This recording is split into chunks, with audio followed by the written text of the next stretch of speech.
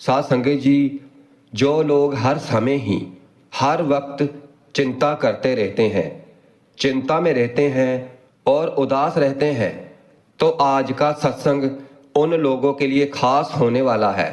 तो वो लोग भी इस सत्संग को सुने, मगर बाकी के लोग भी इस सत्संग को जरूर सुने। इसे सुनने के बाद दिल को सुकून और राहत मिलेगी। तो आइए सुनते हैं आज का ये प्रेरणादायक सत्संग। क्या आपने कभी सोचा है कि जीवन के अंदर सच्चा सुख क्या है? और क्या आपने ये सोचा है कि मृत्यु से कैसे निडर होकर जीना चाहिए? तो ये एक प्रश्न ही है और आज हम आपको इस प्रश्न का उत्तर एक कथा सुनाकर देने जा रहे हैं, जो आपके इन प्रश्नों का उत्तर आपको जरूर देगी। एक समय की बात है कि एक नौजवान एक पूर्ण संत सतगुरु के पास आता है और उनके पास आकर कहता है कि हे गुरुदेव, क्या आप मेरे एक प्रश्न का उत्तर देंगे? फिर सतगुरु ने मुस्कुराते हुए उस नौजवान से कहा कि बेटा पूछो, तुम क्या पूछना चाहते हो? और फिर यह सुनकर वह युवक बोला कि हे सतगुरु जी, मेरी उम्र बहुत नहीं है, मगर मैं बहुत परेशान रहता हूँ और बहुत चिंता में रहता हूँ और हर समय दुखी और उदास रहता हूँ। मुझे मेरा जीवन व्यर्थ लग रहा है।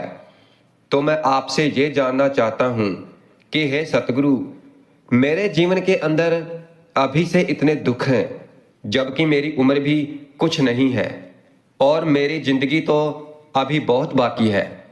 तो क्या मेरे जीवन में मेरी उम्र के साथ साथ दुख ही बढ़ते रहेंगे कि जहाँ इन दुखों से छुटकारा पाने का कोई रास्ता भी मिलेगा? और फिर ये सुनकर सतगुरु जी बोले कि भाई, कहाँ है तुम्हारे दुख? मुझे तो दिखाई नहीं दे रहे हैं। फिर ये सुनकर वो युवक बोला कि सतगुरु जी, दुख तो मेरे अंदर है, मेरे भीतर है, तो वह आपको कैसे दिखाई दे सकते हैं?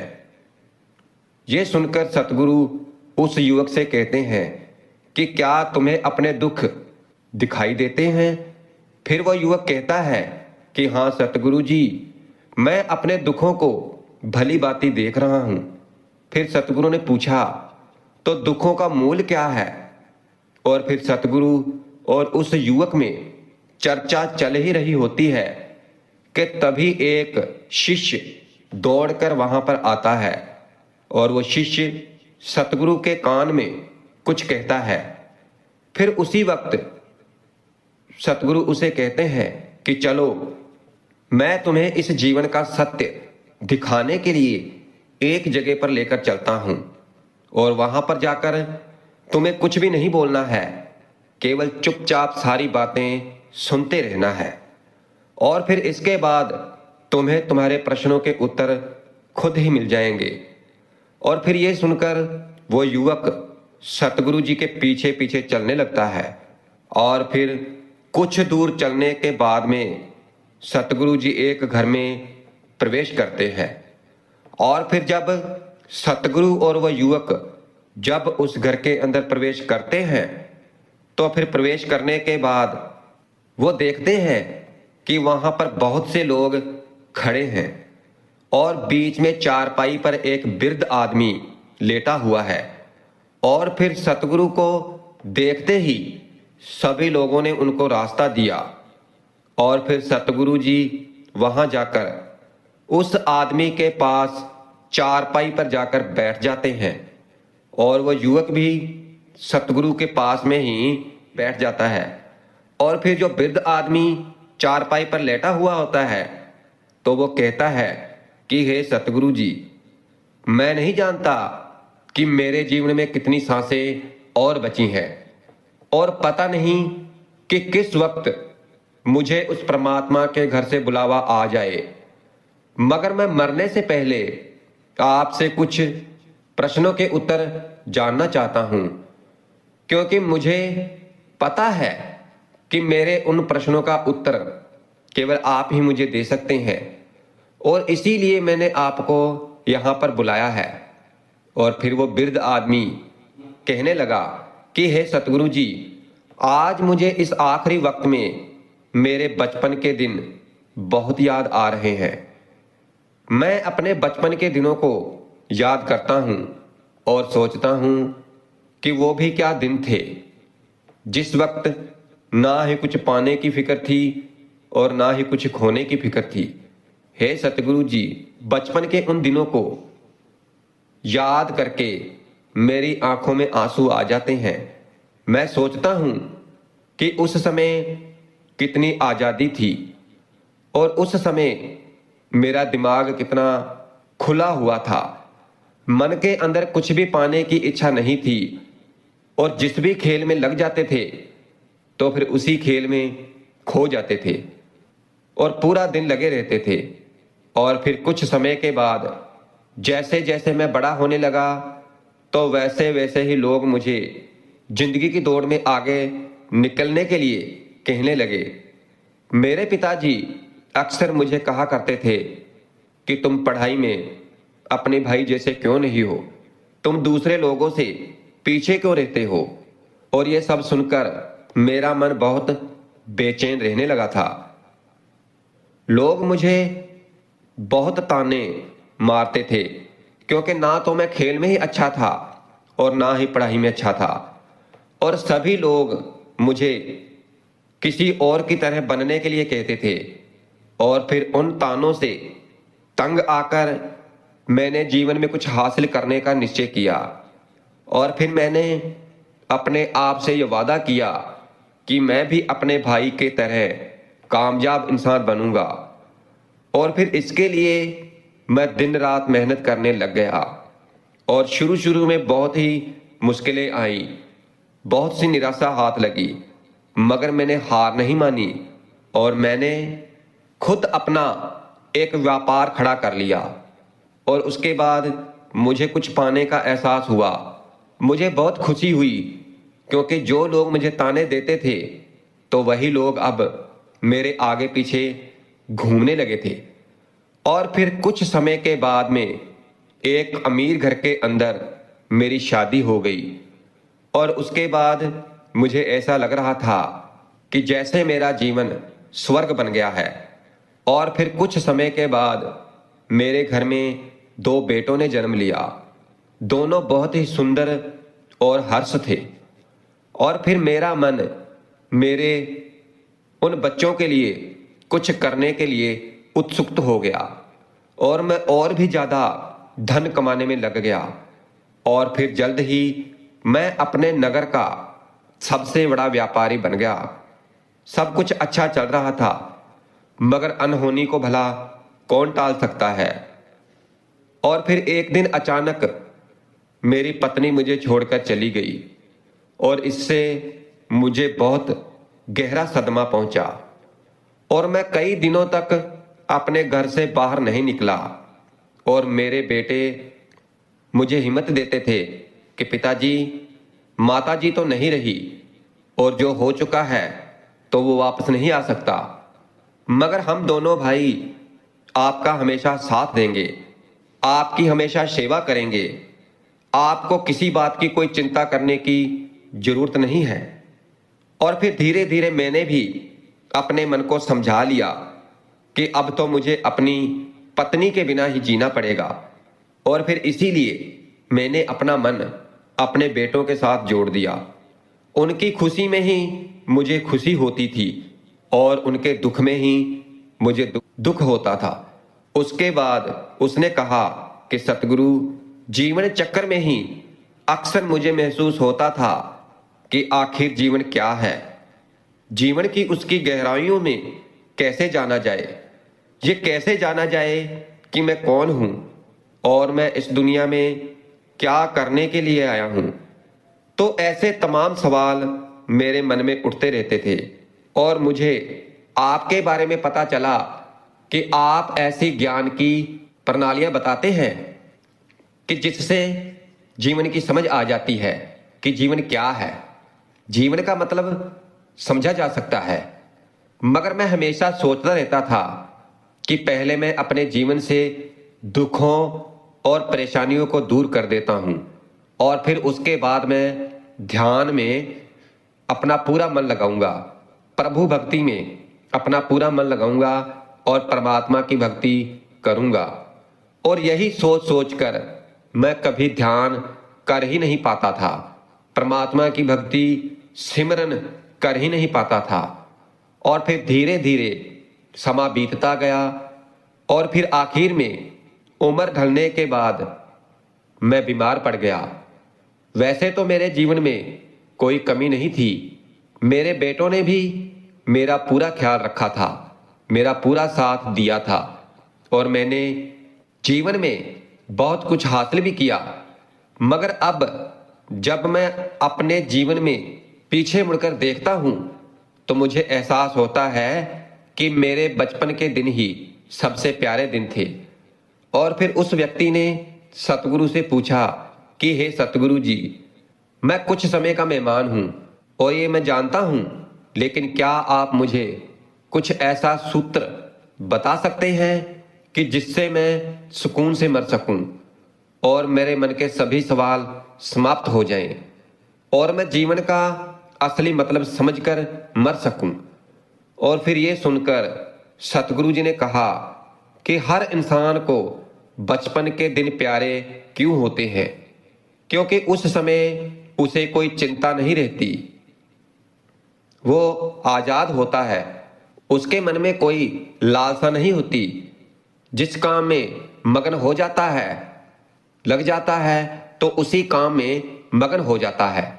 मगर जैसे जैसे इंसान की उम्र बढ़ने लगती है तो वैसे वैसे ही उसकी इच्छाएं और कामनाएं, उसकी तृष्णाएं दिन प्रतिदिन बढ़ती जाती हैं और इसीलिए अक्सर इंसान भविष्य की तैयारी में लगा रहता है, जहां फिर अतीत के बारे में सोचता रहता है और वह वर्तमान में जीना भूल जाता है। और वहीं पर अगर हम किसी छोटे बच्चे को देखें तो उसके लिए कोई भविष्य या कोई अतीत नहीं होता, उसके लिए बस वर्तमान होता है और इसीलिए वो वर्तमान में पूरा आनंदित होकर रहता है, क्योंकि तुमने अपना पूरा जीवन अपनी कामयाबियों, अपने बेटों, अपनी भविष्य की योजनाओं में ही बिता दी और तुम हमेशा यही सोचते रहे कि मैं पहले अपने जीवन को व्यवस्थित कर लेता हूं और उसके बाद सत्य की खोज करूंगा, उसके बाद ध्यान करूंगा।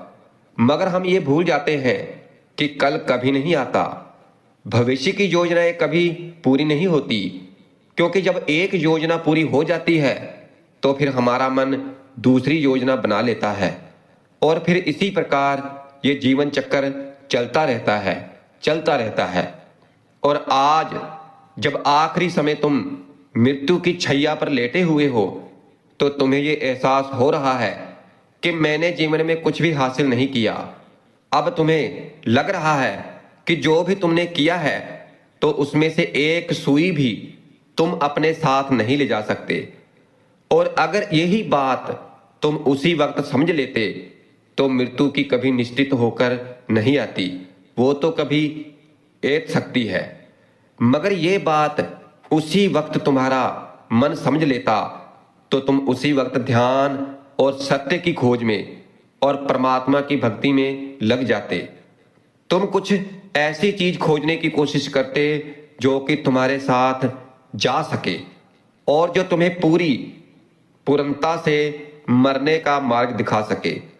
उसी वृद्ध आदमी ने हाथ जोड़कर सतगुरु से कहा कि हे सतगुरु जी, ये तो मैं जानता हूं कि मुझसे गलतियां हुई हैं, सार्थक रूप से जिया ही नहीं और इस बात का मुझे बहुत अफसोस रहेगा।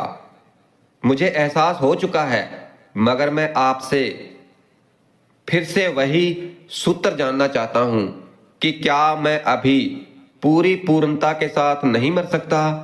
क्या मुझे अभी सत्य की कोई झलक नहीं मिल सकती? और फिर ये सुनकर सतगुरु जी ने उस वृद्ध आदमी को सहलाते हुए कहा कि अब तो एक ही सूत्र समझने लायक रह जाता है और वो सूत्र ये है कि तुमने जीवन में जो कुछ भी पाया या जो कुछ भी खोया है तो वो सब कुछ यहीं पर छोड़कर चले जाओ। उसे अपने मन के साथ जोड़कर मत ले जाओ और अपने मन के अंदर ये भाव पैदा करो कि तुमने अपने जीवन में बहुत कुछ सीख लिया और वास्तविकता में तुमने अपने जीवन में बहुत प्रगति की है, क्योंकि तुमने ये जान लिया है कि जीवन में कुछ भी सार्थक नहीं है। और ये जान लेना भी बहुत बड़ी उपलब्धि होती है, क्योंकि वैसे तो लोग जीवन जीते जीते मर जाते हैं मगर उन्हें जीवन की निरर्थकता का कोई पता नहीं चलता।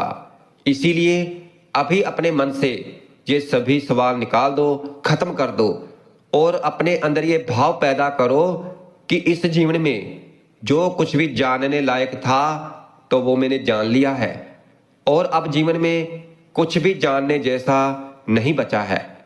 और फिर जब तुम अपने अंदर ये भाव पैदा कर लोगे तो फिर तुम बिल्कुल खाली होकर मृत्यु को प्राप्त हो जाओगे।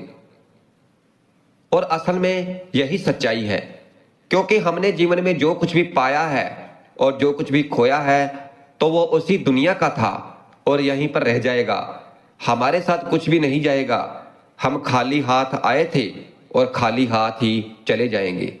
तो वास्तव में सबसे पहले तुम्हें इस जीवन की निरर्थकता को समझना है। यहाँ पर कुछ भी पाना और कुछ भी खोना मायने नहीं रखता। और फिर कुछ समय के बाद वो वृद्ध व्यक्ति मृत्यु को प्राप्त हो गया और फिर उसके बाद सतगुरु ने उस नौजवान युवक से पूछा कि क्या तुम्हें अपने प्रश्नों के उत्तर मिले, और मिले तो क्या जवाब मिले, सभी को बताओ। और फिर उस युवक ने कहा कि हे सतगुरु जी, मुझे अपने सवालों के जवाब मिल गए हैं। उस वृद्ध व्यक्ति के जीवन चक्कर से मुझे समझ आ गया है कि जीवन में कुछ भी पाने जैसा नहीं होता, चाहे सुख हो चाहे दुख हो, तो ये सभी यहीं पर पीछे रह जाते हैं। और अगर हम इसी चक्र में फंसे रहे तो फिर हम सत्य को कभी नहीं जान पाएंगे। इसीलिए इस जीवन में सुख और दुख तो आते ही रहेंगे और इनके साथ चलते हुए ही हमें सत्य की खोज करनी पड़ेगी। मगर हे सतगुरु जी, मेरे मन में अभी भी एक सवाल बाकी है और जिसका जवाब जानना हमारे लिए बहुत जरूरी है।